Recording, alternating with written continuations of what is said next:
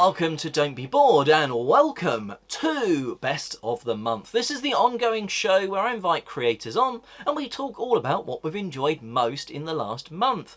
So these don't have to be brand new games, they're not always the latest hotness. Sometimes they are, sometimes they're just games that have been on the shelf for ages and we've finally got them off and enjoyed them. But without me waffling on too much, let's pass over to BoxedMeeples to see what they have picked this month.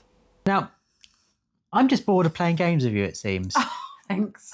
Because this month I am yet again choosing a solo board game. Even though we've been to We may have played a huge number of games this month, but yeah, I've gone for another solo game because I've completely fallen in love with Under Falling Skies.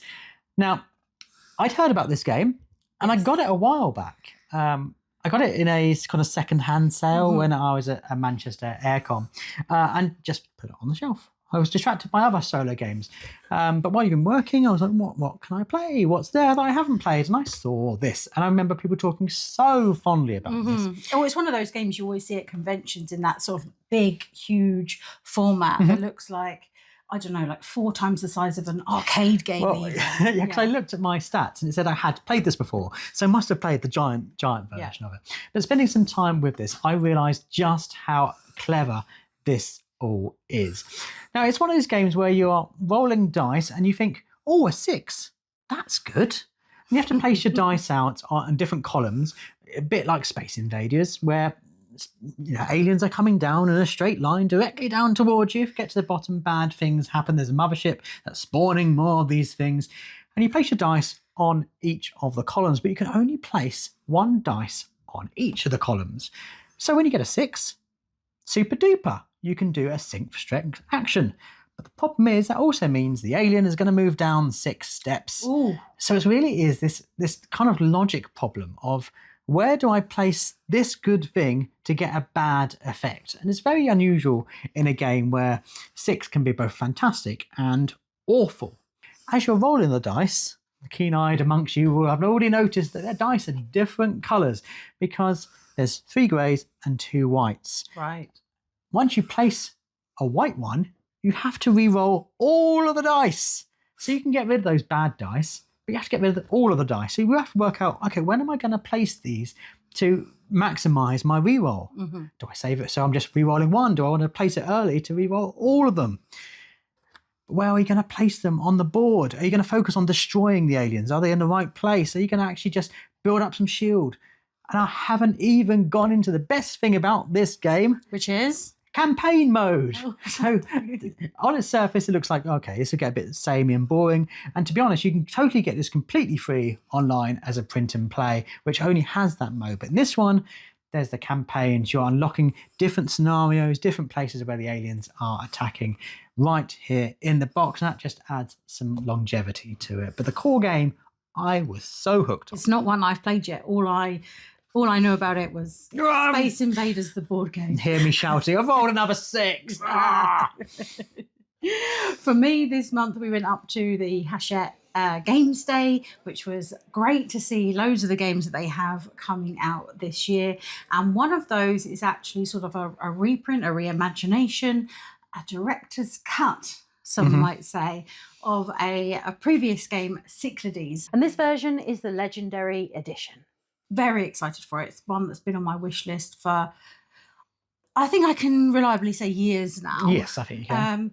I think I must have played the older edition way back ages ago, and then it sort of went onto my wish list, and then I heard about this version coming, and then we've been waiting for that one ever since.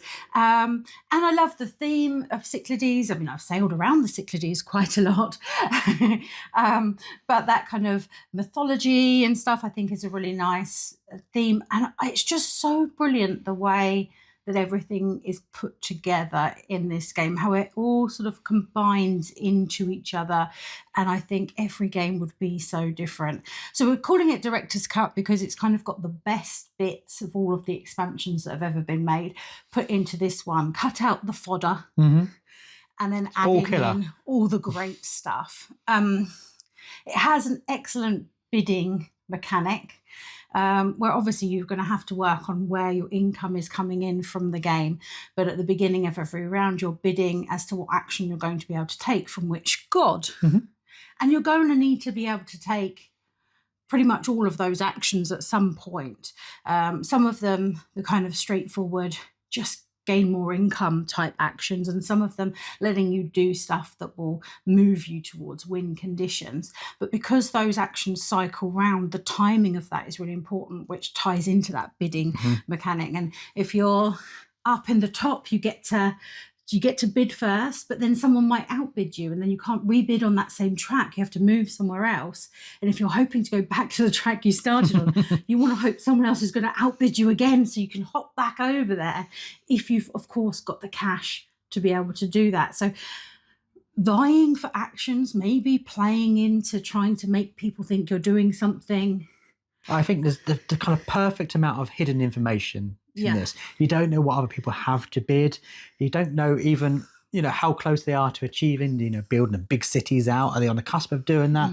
Because the game can suddenly end so quickly when you lose track of what people have done. Yeah. So if you've been gradually, slowly under the radar, catching these cards as you go along, and then all of a sudden, boom, you can finish the game. So you really have to keep track of what people are doing. There are some other cards which allow things, maybe the bidding track to be cheaper, maybe the monsters that you can gain to be cheaper, and those monsters are epic and they can really mix up the game. You've got everything from Hydra to Medusa to a Minotaur, and they're all doing different things. So you're choosing whether you would purchase them to bring them into your control, but then they also have a cost to keep them alive each round. And you've also got other sort of heroes as well that you can take under your wing. Some of them are going to have instant action. Some of them are going to have something with a bit of longevity and they get on the map as well. There's just so many different things going on and you're trying to control things. And some of these heroes, some of these monsters can just decimate someone's ships or someone's armies. Some of them can take over mercenaries. All sorts of carnage can happen. Just such an interesting game, and I can't wait to play it again. Yeah, it's going to be fantastic to get to the table again. Hi, I'm Ian. I'm Stacy. And we are Where There's a Wills. There's a play. Today we are here to talk to you about one of our favorite games for February of 2025. And we decided to, instead of doing two separate games, that we are going to give you a cooperative game that was new to us, that is actually just hit Kickstarter on March, let's see, it is March 3rd, so March 4th. And that is Companion Quest by Ghostfire Gaming, brought to you by Mark McIntyre.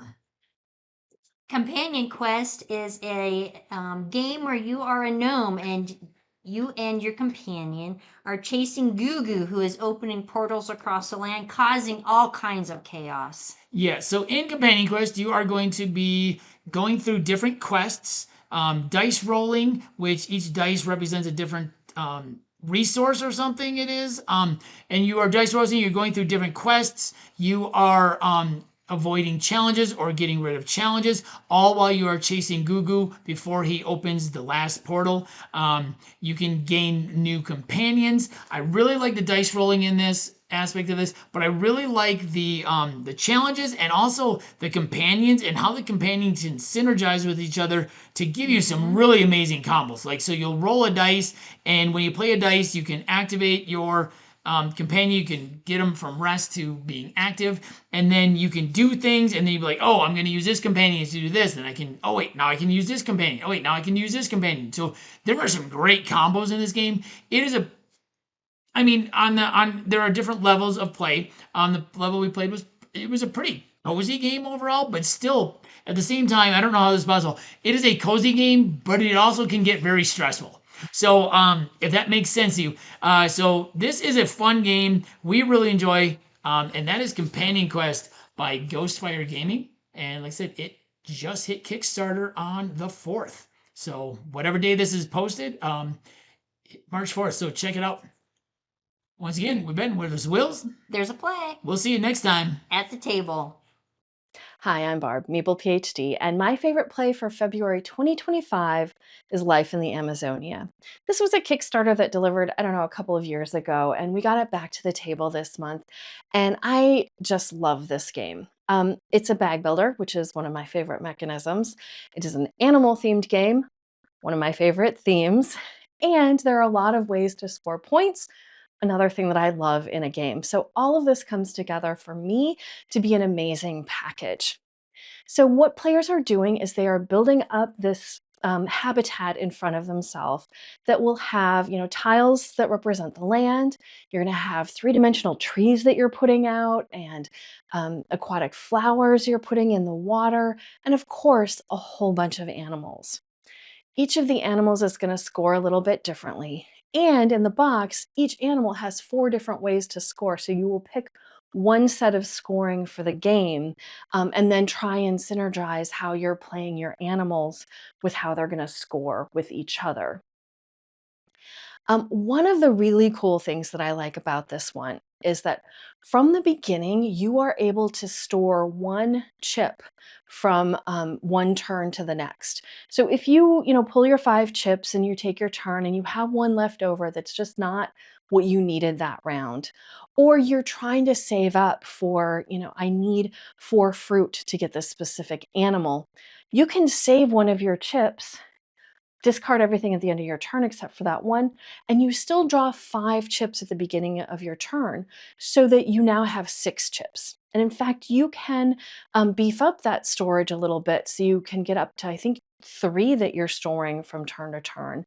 And that even increases, your agency in this game. Yes, it's random what's going to come out of your bag.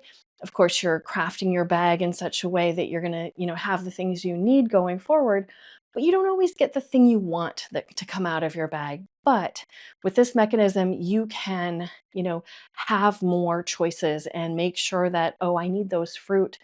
I need more fruit, though I know I have it in my bag. I'm going to save it till next time. And maybe I can, get everything I need to get that jaguar into my habitat.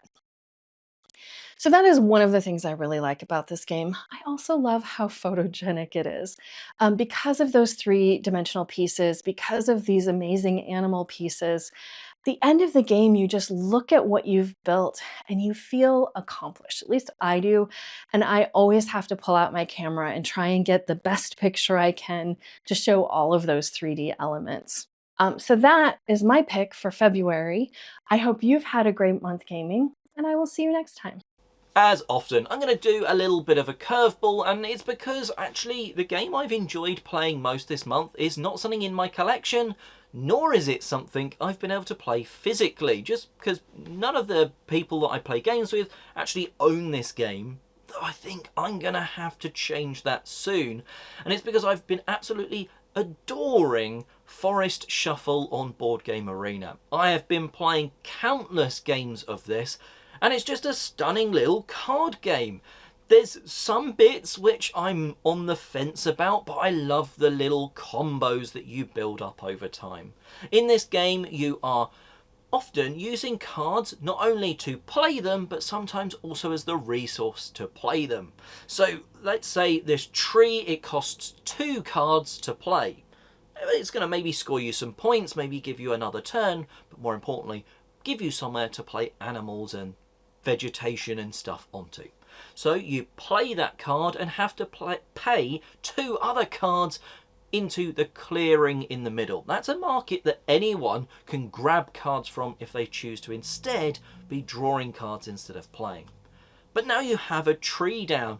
You might be playing some rabbits that build up the more rabbits you have. You might be playing some deer that are going to score or maybe trigger off different things. Like when you play this, if you've played discarded to pay for it the right colours, maybe you draw some cards, or, so you get that sort of free card draw.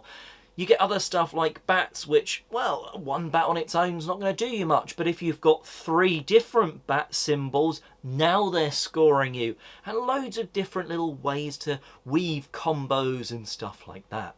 A couple of the bits that I both like and don't like are the fact that each game is a bit different, but you don't necessarily know how. So a number of the cards are removed at like 2 and 3 player, which is what I've been playing it at, but you don't know necessarily what's been randomly removed. So as I alluded to, you might get loads of points if you collect loads of the European hares. But none of them seem to be coming up. Maybe that's just because they've been removed. So it means, well, there's some good strategies, well, to go into the game. You do have to sort of take a step back and go, oh, I'm not seeing many of these cards come up, and sort of pivot a little bit. Really have enjoyed this one.